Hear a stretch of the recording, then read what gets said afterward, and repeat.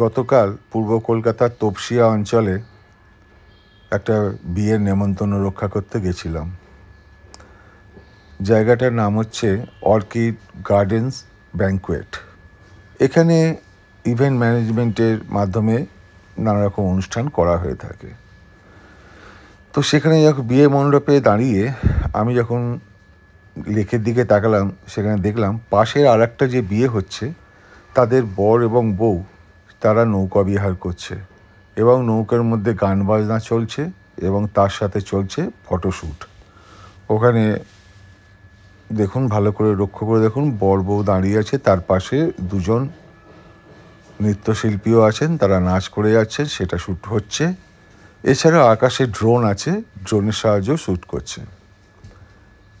এই যে অঞ্চলটা, এই যে লেকটা আছে, এই লেকটার পাশে অনেকগুলো এরকম ব্যাঙ্কুয়েট আছে যেগুলো বিয়ে এবং নানা অনুষ্ঠানে ভাড়া দেওয়া হয়। এবং এর দাম শুনলে আপনারা, মানে ভাড়া আর কি, ভাড়া শুনলে আপনারা অবাক হয়ে যাবেন। এক রাতের ভাড়া 7 থেকে 8 লাখ টাকা।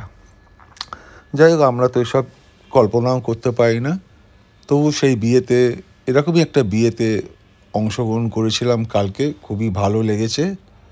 চারিদিকে একদম জমজমাট ব্যাপার। দেখুন কিভাবে ফটোশ্যুট হচ্ছে।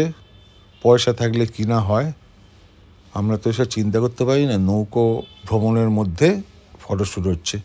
ধন্যবাদ।